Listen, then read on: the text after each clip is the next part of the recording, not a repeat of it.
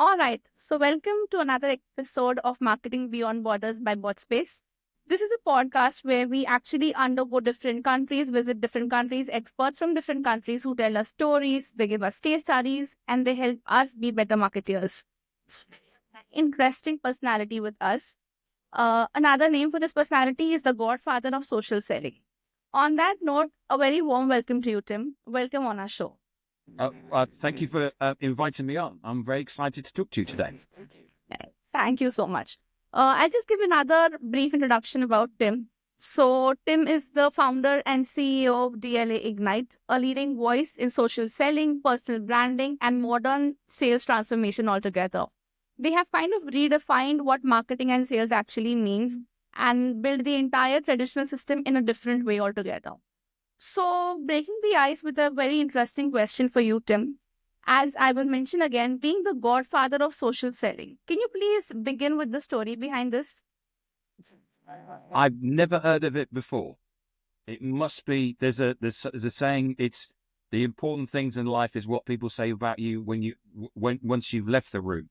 I've never heard of it myself. Okay, all right. And if you could tell us about the biggest mind shift that you've had, from being a salesperson and marketer, any mindset shift that people today need that you had? Yes. So, I'm not a marketer. I'm a salesperson. It would be unfair to say that I was a marketer. I've been in sales now for 25 years. And the big mind shift that we have is the fact that people still think that it's okay to go out online and spam people. And that wasn't applicable five or so years ago. And certainly isn't applicable now. And certainly not on social media. After all, it's social media. All right, that makes pretty much sense. Now, when it comes to social selling, if you had to explain it to us with the help of just one tweet or, a short sentence about what would that exactly be? So we have a definition of what we believe social selling is. I'll just read it to you off the wall. It's using your presence and behavior on social media to build influence, make connections, grow relationship and trust, which lead to conversation and commercial interaction. So in effect, what we're doing is it's when people used to network and go up to and have conversations with people. Basically, it's exactly the same as that, but we're doing on the digital. Definitely, it's a digital world indeed now. And then, yeah, from your face-to-face events, now there are a lot of virtual networking and virtual events that are happening. So yes, with that, social media and the social setting altogether definitely plays a great role. On another note, Tim, people some people still feel social media is a lot about fluff. It's just, there around. It doesn't actually add any value. I want from you if you had any success story that you could share, which would change the opinion of people who have this kind of an ideology. Yeah, well, it all depends on whether you want to be successful. I mean, we've been running a benchmark now for over 2 years where we can show that our social selling methodology basically gets a 36 times more higher result than something like cold calling. So, I mean, if you are cold calling, then you are just basically falling behind. All that data is available to people. We share that with people and they can see it. So, we've got clients that are doing multi-million-dollar deals on social media. So, yes, I can understand that if people go on and just look at cat photos, it is a waste of time. But if you're following a methodology that we've got, then you are able to do multi-million-dollar deals, as I've said. So, Definitely makes sense. On another note, with AI coming into picture and, a lot of profiles now sounding kind of robotic because so much content is also being generated by AI. So when it comes to personal branding, do you have anything to add on that? What's your formula for creating a brand that would actually attract people or relate with people without just sounding robotic altogether? well, I mean, if you want to be average, then use AI. I mean, if you want to be great, then don't. At the end of the day, we build relationships with people by people. And, the most human company wins. And the best way to win against AI is to be human. Buyers hate anything to do that's robotic. All of the data shows that. You can see that people are, when you get these robotic comments on your LinkedIn profile. I mean, I just report the people. I mean, it's just, it's nobody wants it. And I'm not saying that AI is a bad thing. We use AI all the time. I use it every single day. We've created prompts for the whole of our social selling program, but the fact of the matter is, no one's interested. No one wants to deal with AI created content or AI created. And that makes sense. So probably, would you say that everything in proportion would be fine? So even if we're using AI for content generation or creation, it should be in a proportion. Is that something that we can agree with? Well, I mean, the thing is that AI will basically create average content. And if you're using AI and all your competitors are using AI, then you will sound exactly and look exactly the same as your competitors. So if you want to be exactly like your competitors and you want to have average content, use AI. If you want to be excellent and you want to stand out and you want to be successful, then AI isn't the place for you to use. Now, you can use AI as a way of getting of creating ideas, and you can use AI as a way as a backwards and forwards. But a standard AI piece of content, no one's going to read it. Definitely, I certainly agree upon that. Coming to the other part of it, when you talk about LinkedIn, could you highlight some common mistakes which people are making when they are creating their profiles or when they're actually engaging on LinkedIn? Yes. So the thing that people need to understand is it's social media. So that's social media. So people seem to think it's a platform where they can come and sell. It's not called sell media, and it's not a place where you come and sell brochures, where you basically give out brochures. That would be called media. It's called social media. So the whole essence of social media is you come and have conversations. No different, on Facebook, what happens is you have conversations with your friends. What you do on LinkedIn is that you'll have conversations with business people. So it's no different from going to a networking event and having a conversation and walking up to somebody and saying, hey, hey, how you doing? Have you traveled far? Or did you see the traffic? That sort of stuff. And actually having a conversation which can lead to a commercial interaction. And what people actually think is that they come onto social media and immediately go, here's a list of my products and services, and it's spam. And then they can't understand why they don't get very far with it. What we've got is a social selling methodology that allows people to go through a process to actually get conversations. And those conversations, I can guarantee you, during those conversations, the customer will say, in effect, will say, pitch to me. So, as I mentioned earlier on, in our benchmark, the people that have been trained in our social selling methodology, they're getting 2 meetings a day. I mean, there's no other way that you can get 2 meetings a day. There's nothing. I've not seen anything on LinkedIn, even using some sort of chatbotty, spammy machine that is not even getting 2 meetings a day. So there has to be something in it that we're doing. Indeed, I pretty much agree with that. I remember a conversation, with one of our clients wherein she completely denied using LinkedIn, saying that, this entire DM thing is more of like pitch slapping. So you just come into my list and then I just get the pitch directly. So for a person like that who feels that this is just playing around, how would you convince them otherwise that this can actually be a very useful tool? I would think that if someone thinks they're playing around, it's probably not this. I'm unlikely to convince them. I mean, the data's there. I mean, do you want to be data driven as a business or not? We can show we've got demonstrable clients, and this is not just one client. It's clients after client after client. That's the whole point of having a benchmark. It's across a whole bunch of clients. As I said, the SDRs are getting 2 meetings, an average 2 meetings a day. The really good ones are getting 25 a week.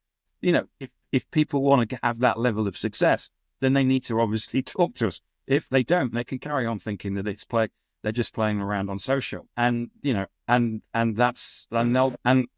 that's the results they'll get. It makes sense. You need to have trust in that particular tool before you use it. For somebody from the sales team who's planning to switch to social selling, what would be the advice that you give to them when they want to start? How should they start? Well, anybody who's moving to social selling, I mean, we see a lot of people that think they're social selling and that they are just basically playing around on social. Social selling isn't just about going onto social media and selling. In fact, it's the opposite of that. And, I get spammed all the time by people, and they must be getting I don't know what result they get, but it's probably pretty rubbish. What you need is a process. Our social selling program, for example, is certified by the Institute of Sales Professionals. It's the only certified social selling program in the world. And it's certified just like any other training course in terms of, this is a process that you work through. And I think that, what people have got to do is actually understand that this isn't just about taking tactics and reading some gurus. I saw someone said recently that you get a better result by not sending a note in when you connect to people. What a load of rubbish. I mean, the reason why they're doing that is because they think it's all about spam. And, there's so much bad advice out there on social media, and people are wasting so much time and asking so many questions where they just don't need to. I see people asking questions about what's the best content to put out. We've done research that we know exactly the best content, how it looks, what time you put it out, etc. And we provide that to our clients. But people keep spending time trying to work out, should I put a selfie? Should I not put a selfie? I can tell you exactly what the best content is. And our clients know what the best content is, which is why they're doing multi-million-dollar deals. But people just waste time on tactics. Makes sense. When you talk about these clients, or when you talk about, the kind of businesses that are benefiting from LinkedIn altogether, is there any particular vertical that you think, or is it like for all the verticals or all the industries, this could be beneficial? We haven't found a vertical that doesn't or cannot use it. Certainly in the B2B world, I'm talking about B2B, and I'm also talking about so BMW is a client of ours, which is business to consumer, but it's a considered purchase. If you're going to go out and spend $50,000 on a BMW, you're probably going to think about it. So it's very B2B like in the way it works. And most people are doing their own online research before they would go out and buy a BMW. BMW know that actually when someone walks into the showroom, that person will probably know more than the salesperson, because it isn't possible to teach you all about all the different cars. So from B2B world, we haven't found manufacturing, high tech, professional services, all of these things we've seen as being applicable to using social. Because at the end of the day, what we want to do is build trust, build relationships. And if you know, like, and trust somebody, you're more likely to buy from them. Definitely, I echo on that. So I have read it somewhere that, people often buy from people whom they like. On that note, that brings me to the next question, which is, I believe I know your answer, but I would still put that forward. With AI coming into picture and all of it, when we see so many of chatbots coming in the market as well. So a chatbot versus a salesperson, do you feel that the human touch which is there is going to be irreplaceable, or do you feel scaling with chatbots is going to be something that is next? I think that there's a place for any piece of technology, and if you're selling something which is low cost, it's a commodity, then clearly a chatbot could be applicable. I mean, if you think about it, the website automated a certain amount of sales, and so did search. So there's a natural progression. But from a business to business enterprise perspective, I wouldn't see it. The thing is that quite often what happens is that we approach these things as sales and marketing people. What we think is that this is a good idea because we work in sales and marketing. The thing is that we don't ask buyers what they think. And I don't think, all of the research shows that, there's been lots of research done, and buyers don't like buying from chatbots. Just as much as, there's when I deal with Vodafone on my mobile phone, I'm happy to use a chatbot to ask certain questions, but most of the time, I actually want to speak to a human because the problem I have, the chatbot can't solve. Makes complete sense. Talking so much about LinkedIn, so if LinkedIn were to disappear today, tomorrow, what would be the next platform that can be used for social selling? I think that it's a good question, and I think that there's if LinkedIn went away tomorrow, there'd be somebody else that would open up something that was LinkedIn, because I think there's always a platform for short form content. There's nothing else really out there that's similar to that. We use X, we use and that includes Threads and Blue Sky, and we use Instagram as well. But if you're just starting out, LinkedIn would be the place to go. But short form content, people get short form content in all kinds of different ways. Definitely. We've also been seeing massive changes in all the social media platforms altogether, whether it's LinkedIn, whether it's X, or even TikTok being used for B2B, and then, of course, WhatsApp. Where do you see the next big opportunity? Moreover, the B2B space, or B2C also, for that matter. I think, well, I think in what generally happens in business to business is that as buyers, and we are all buyers, we buy in a certain way, usually in a business to consumer perspective. And then what happens is that gradually moves over to business to business. So, for example, I mean, TikTok is being used as a search engine. And what we're seeing is that move over to, people are now using that from a business to business perspective. And of course, for marketers, that it tends to be quite difficult, because TikTok isn't based on followers or anything like that. It's based on good content. And that means you have to create good content and interesting and engaging content. I think the big thing that's going to change is the AI agents that are going to come along, because what we're going to be able to do is, for example, I'm going the holiday. I booked a holiday this year, and I did the whole thing not using AI. I didn't go to anybody's website. I didn't go to a particular, I didn't need to go and look at brochures or anything like that. I did it all through AI, and AI agents are going to change the way that people buy. So you don't need a website. SEO is basically obsolete. Websites are obsolete, and all of these things that we've kind of had and marketed for the last 20 years are going to be obsolete. Now, the way, I've been on LinkedIn for 20 years. I've been on X for 16 years. Things took really slowly for people to absorb social. With AI, it's happening. There's changes in AI happening every single day. And the fact that I can buy things and go on and buy things without going to a person's website. Already Forrester's saying that 80% of buyers are basically sidestepping supplier websites and search, and they're using AI. That's the massive change that's taking place. All right, that sounds pretty interesting. We would definitely look forward to something like that with having AI agents over there.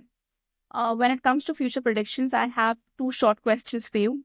One would be one sales tactic that you feel is about to explode, which is going to be the next big thing. Second, what is that one thing which is on life support and that tactic is just going to die any moment? I mean, sending cold calling and sending spam emails has been dying a death for over 10 years.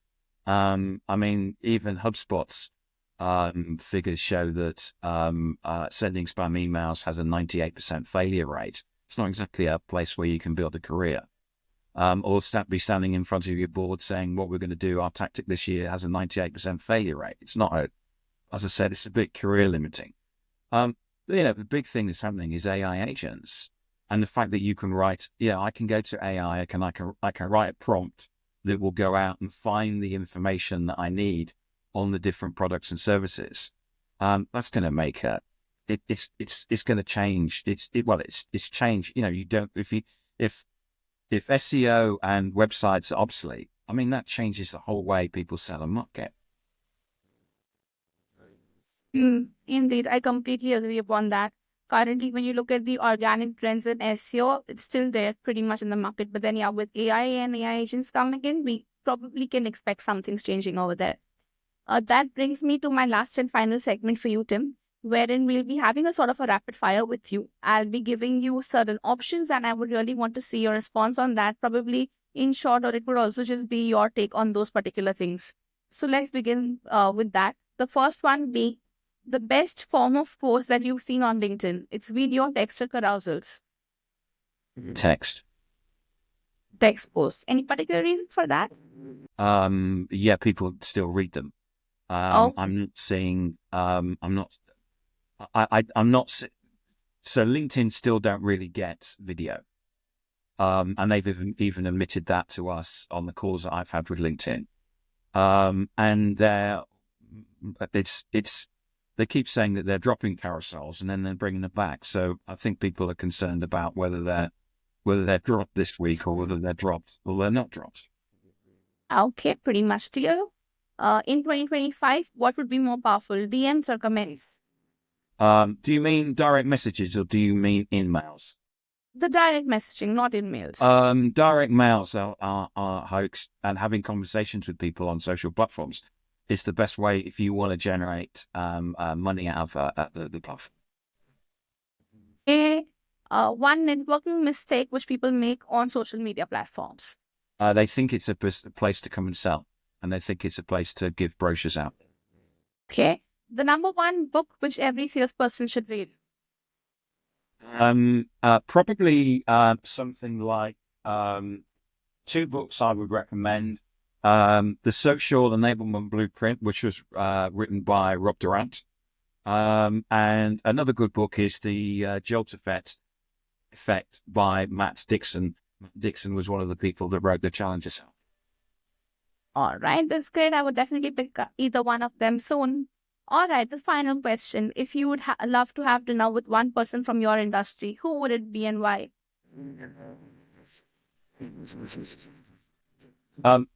Probably Seth Godin. Okay, and any particular reasons for that? I'd love to have a conversation with him, and it would be great to have dinner with him. Right, pretty much interesting. I think that was a fun session. Before we close this entire podcast for today, one final thing from the entire podcast. If there was only one thing which the viewers had to remember from the entire discussion that we've had, what would that one thing be? That with social selling, you need to use a process and a methodology. Perfect.